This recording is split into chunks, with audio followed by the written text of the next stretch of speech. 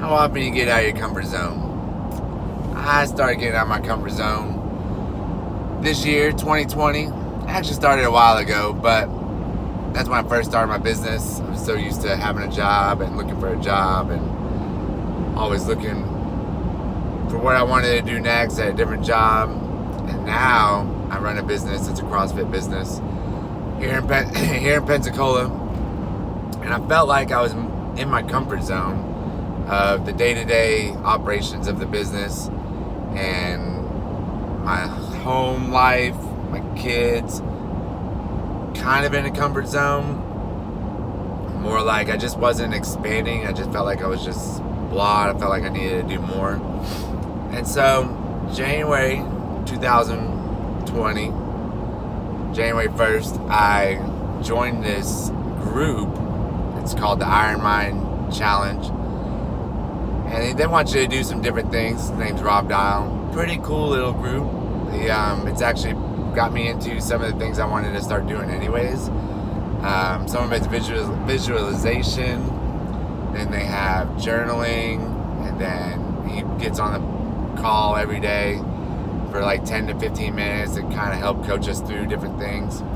And for the most part, it's been pretty awesome. The going through the journaling, if you haven't started journaling yet, I really do recommend it. I might actually start putting some of the topics out that I've journaled through in these last 28 days and kind of maybe a little thing on how to journal. I didn't even know how to journal. I didn't know what journaling was.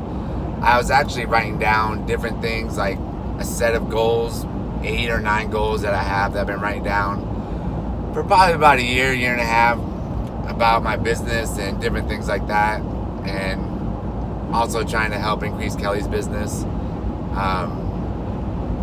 But I write those down each day, and I wasn't writing them down every day. They weren't like, oh my God, I gotta write them down. And I realized over the year and a half that when I would write these down, and I would try and write them down like every day, it didn't matter if it was in the morning or at night, in the middle of the day, as long as I was writing them down and putting these thoughts into the universe, they would come true. You know, when I would quit writing down that I want new clients at CrossFit, the clients would just stop coming.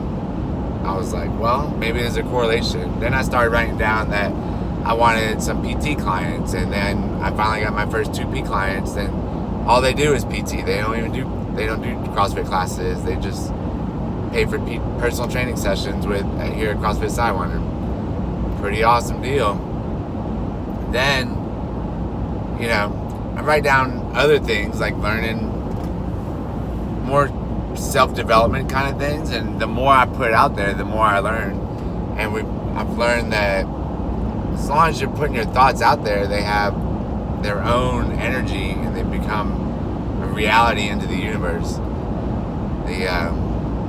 It's kind of hard to think about if you haven't read into it, but I've been doing a lot of reading and also listening to podcasts and listening to YouTube videos and also listening to a bunch of different audiobooks.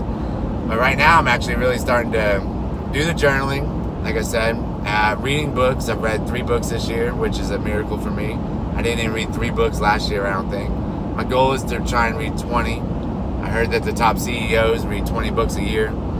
It's pretty impressive if you think about it. And they don't have to be 500-page books, you know, just pick the books that you want to read that interest you the best. And I finally started picking books that I like to read, and it makes it way more interesting. Like I've read a book on gratitude. I'm reading Think and Grow Rich right now. Then I read The 1 Minute Manager earlier this year. That kind of really helped also on how they think and how they manage in 1 minute increments instead of having drawn out long meetings where something goes wrong.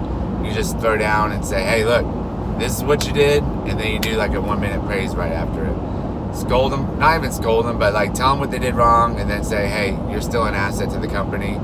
Let's move on from this and keep going. I thought it was really cool. Don't fear that conversation. Just take it head on. Don't let it dwell. Don't let it keep going on for a few days, and then by the time it's stirred up in your mind, you just blow up. on your employee. That's never good. It's not going to be good for you or your employee or the morale of the company. But anyways, going back to the challenge, he actually put out a challenge 2 days ago to hold myself accountable more. You know, I had my journal and I had my goals, but I never really... I've heard different things where you should put it out to the universe and tell the public, and then I've heard that you should only tell like 2 or 3 people. I don't really tell my wife my goals. I probably should, but I mean, we need to... I think her and I really need to sit down and talk about individual goals, and then our family goals, and then the goals we want for our kids, and maybe the goals we want to accomplish with her parents in our life, and her sisters and my brothers. You know, one of them is to travel more and be able to see our extended family at least once a year. We got to go do that over Christmas break, and it was actually really, really nice to go see everybody. But for the most part, you know, I've heard different things, so I'm going to put it out there. Rob says to put the accountability piece out there. One of my goals in the next, it's a 60-day challenge, so we got like 33 more days to finish journaling.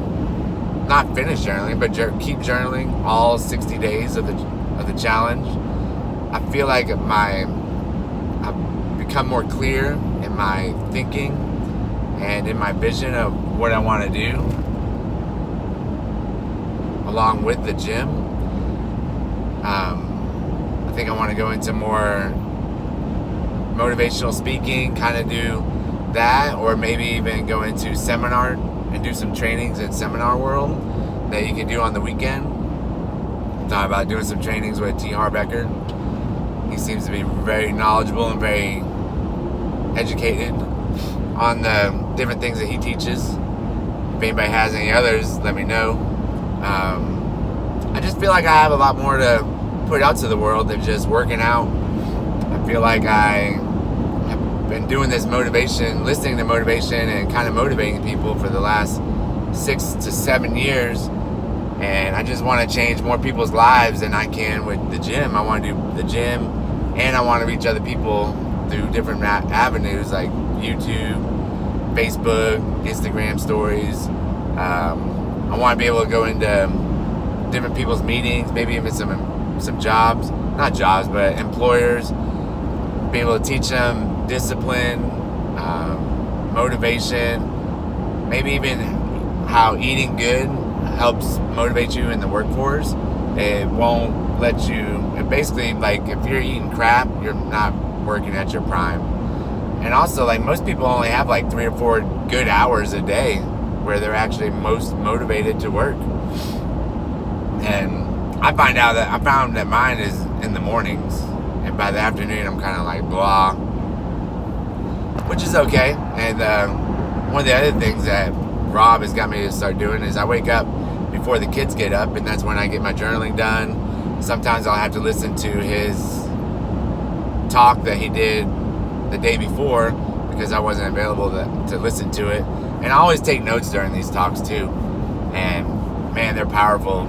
A lot of information in these 15-minute talks that he puts out. And then I also get my, journaling, and then I write down my goals also. And then I'm trying to read my goals and my affirmations every day. Steve Harvey says, read your goals every day, night and before bed, when you wake up. Even Think and Grow Rich says do it every night. They say read them out loud. And I think it'd be pretty cool to just be able to read them while I'm sitting in bed, read them out loud to Kelly each morning, or probably each evening after the kids go to bed, or even when the kids are there. I could just say, hey, listen up. Let's listen to my goals, and maybe I'll be able to teach them to start making some goals before, or once they get old enough. We all know Harper's got some goals. She's becoming a great gymnast and awesome ballerina, and she's doing awesome in school.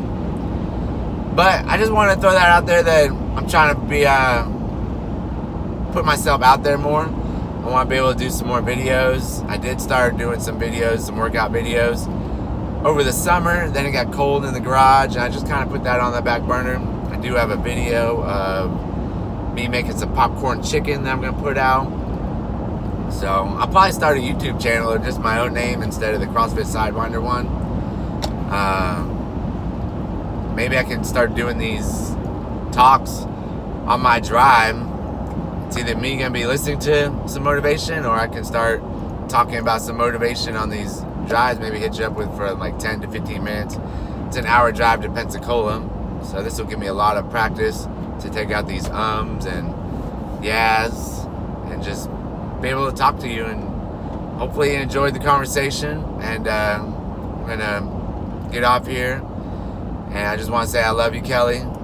Hope you listened all the way to the end, and I love my 2 daughters, and we're just gonna keep going from here, and hopefully it's up.